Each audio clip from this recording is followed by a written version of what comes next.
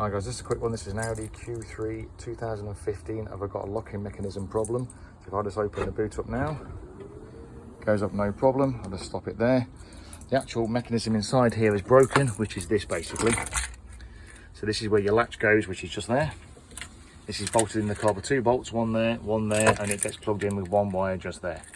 It's very simple, it's just behind this. So basically I'll close it down so you can listen to what the problem is.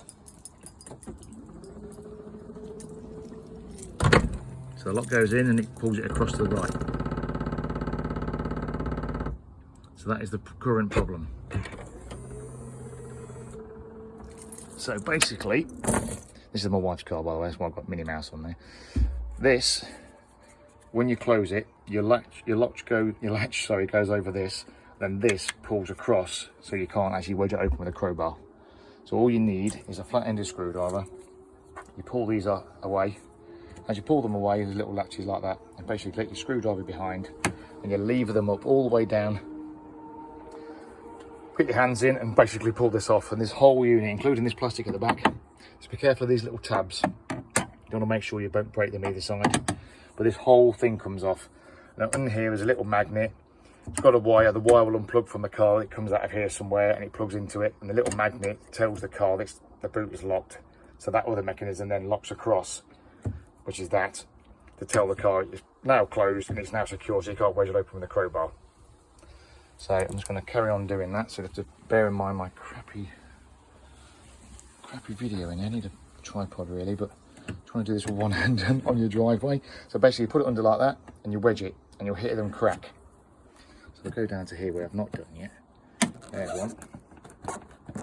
That one's already released, that's good. There's the next one. There's the next one. Hear that? It's cracked. Next one. Cracked. Next one. Cracked. And you keep going down the line basically, like that. I put my fingers through here, lift it off, job done. Easy as that. And there's the new one, the old one. So you undo that wire, wiggle it out, that's that. 2 bolts. And this bit goes inside here, and that's the bit what's failing. That wire there goes into this socket here, if you're not sure.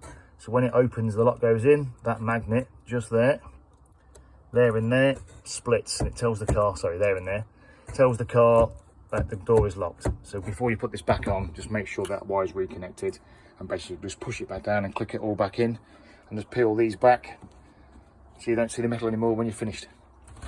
So all I'm going to do now is get this, put it over the lock, over the bolt, unbolt it. Obviously you've got a spanner, that's fine.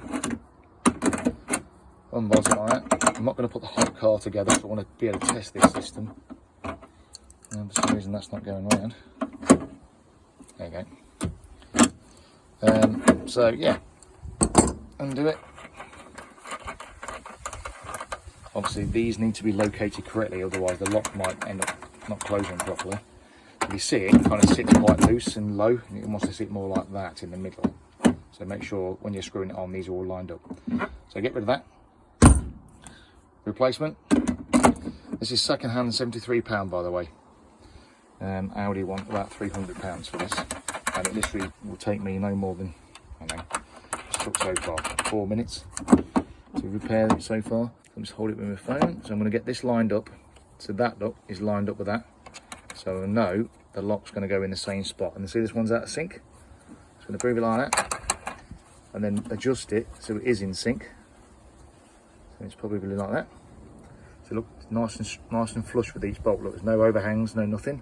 I can tighten it up just a little bit because I want to make sure this actually works to put the whole car back together.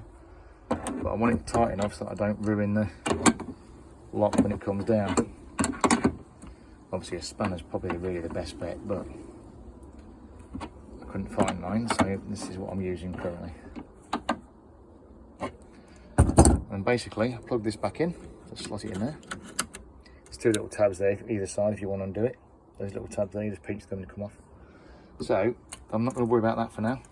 All I want to see if that doesn't make a noise. If it doesn't make a noise, I'm okay. If it does make a noise, I've still got a problem.